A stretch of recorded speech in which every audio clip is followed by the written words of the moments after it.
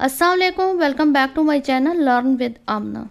Last में एक video में मैंने प्ले ग्रुप का रिटन वर्क आपसे शेयर किया था कि बच्चों को रिटन वर्क कैसे कराना चाहिए और इनकी कापीज़ को किस तरीके से रेडी करना चाहिए।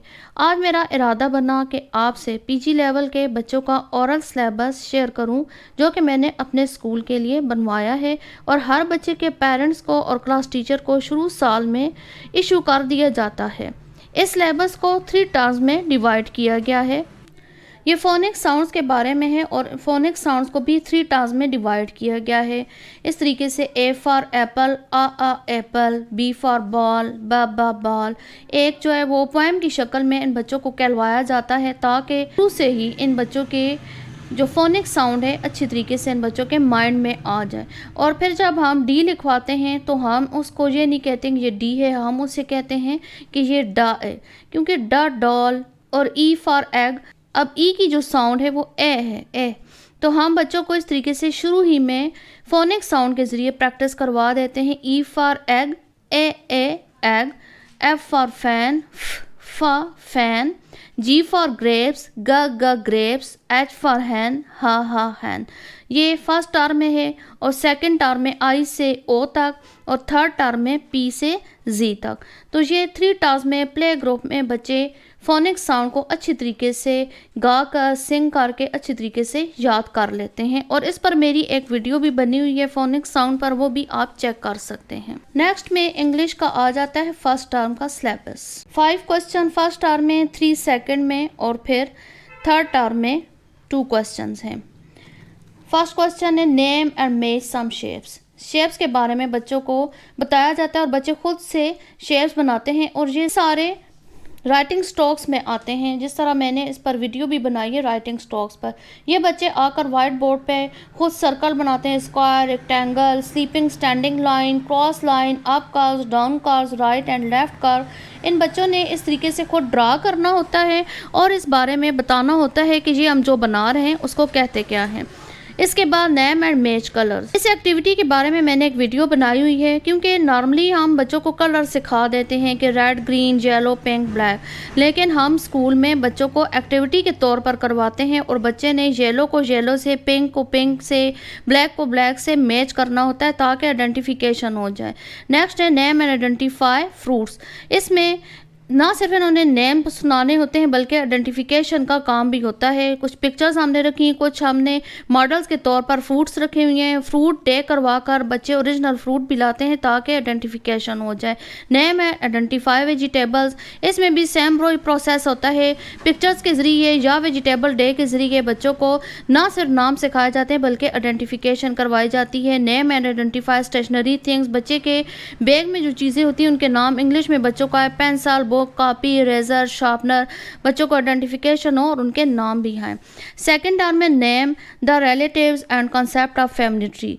इसमें दादा को क्या कहते हैं, दादी को, अम्मी, अब्बू, बहन, भाई और बेटा, बेटी। इंग्लिश में नेम्स की प्रैक्टिस करवाई जाती है। Grandfather, grandmother, father, mother, sister, brother, son, daughter. Next question है name and identify the 3 subject.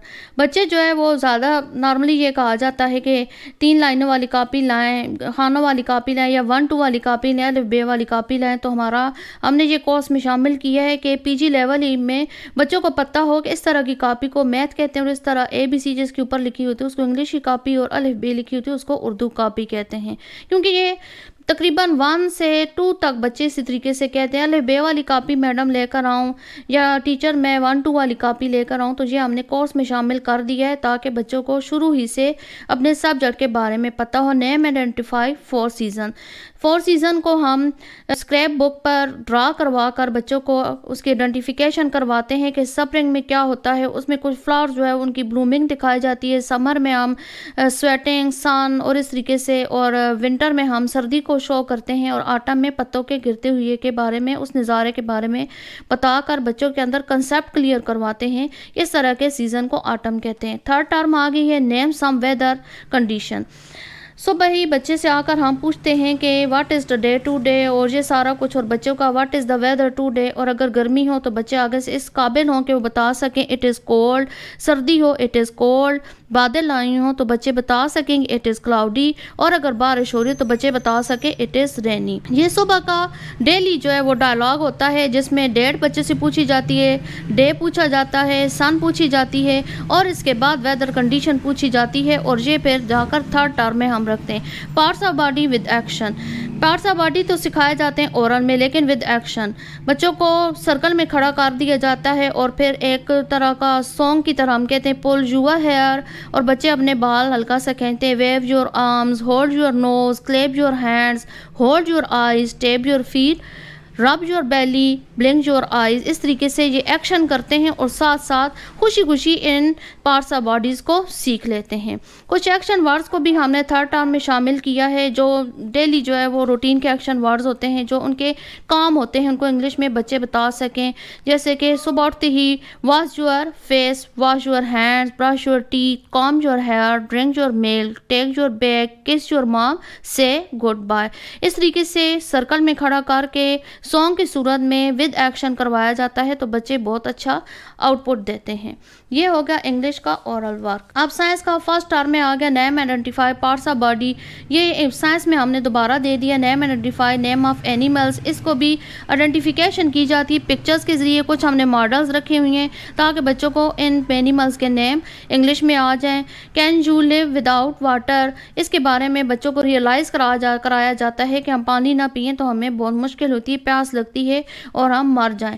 Can you breathe, act as breathing.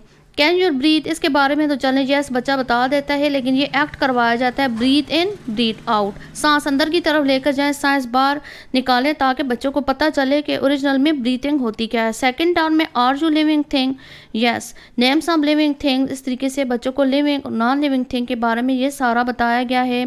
इसके बाद नेम सम बर्ड्स, बर्ड्स के बारे में पिक्चर के जरिए बच्चों को आइडेंटिफिकेशन करवाई गई। थर्ड टर्म में what do you see on the sky at day, इसकी बाकायदा स्क्रैप बुक पर हम स्काई बनाते हैं और डे का जो है हम पूरा विजन बनाकर उन्हें दिखाते हैं। What do you see on the sky at day और एट नाइट, और रात को आपको रात को आसमान पर क्या नज़र आता है, स्टार एंड मून। और ये बाकायदा स्क्रैप बुक पर नाइट विजन और डे विजन बनाकर दिखाया जाता है और उसके बारे में बच्चों को रियलाइज़ कराया जाता है कि इस तरह का अंधेरा हो और चांद तारे नज़र आए तो हम उन्हें कहते हैं कि ये नाइट है।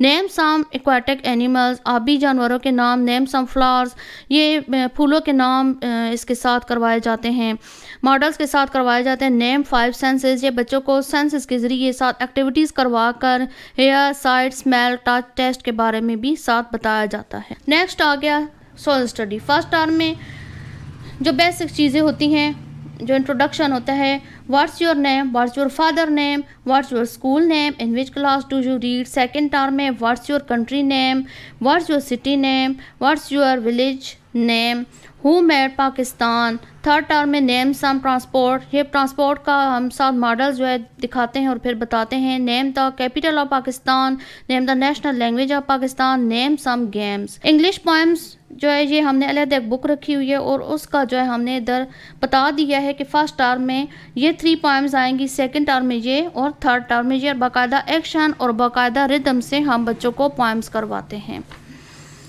स्पोकन इंग्लिश को भी हमने शुरू ही से अपने कोर्स में शामिल किया है। इसमें फर्स्ट टर्म में बच्चों को अस्सलाम वालेकुम, good morning, good afternoon, good evening, good bye, thank you, excuse me, sorry, sit down, good bye. Second term में stand up, take it, give it to me, get up, don't do that, stop shouting, you are talking, fighting. ये 3 चीज़ें एक ही में आ जाती हैं। Let's go, take out your book, open your books और eyes, close your books, notebook, eyes. ये सारी चीज़ें हम एक्ट करके बताते हैं और बच्चे को इस काबिल बनाते हैं कि जब हम इन चीज़ों को इंग्लिश में बोलें तो बच्चा हमारी बात समझ सके।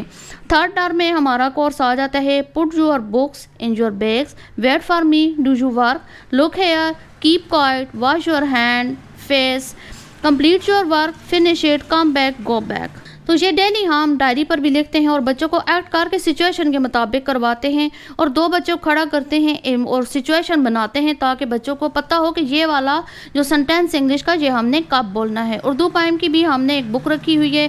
फर्स्ट टर्म में हमने ये 4 पोएम्स रखी हुई हैं, थर्ड टर्म में 3 पोएम्स हैं और सेकेंड टर्म में 3 पोएम हैं और थर्ड टर्म में फिर 4 पोएम्स हैं। और बाकायदा जो है माइक लगा कर बच्चों को उसके सामने खड़ा करके करवाया जाता है और इसका कंपटीशन भी होता है। और अगर बच्चा जो है उसके अंदर कॉन्फिडेंस नहीं है तो आप यकीन माने अगर बच्चे के सामने आप माइक रखेंगे तो उसके अंदर फौरी तौर पे जो है कॉन्फिडेंस बिल्टअप होगा। आई होप आपको ये ओरल सिलेबस अच्छा लगा होगा। नेक्स्ट टाइम मैं इंशाल्लाह नर्सरी का ओरल सिलेबस आपसे शेयर करूंगी। मिलते हैं किसी नए कॉन्सेप्ट और नए मेथड के साथ। अस्सलाम वालेकुम।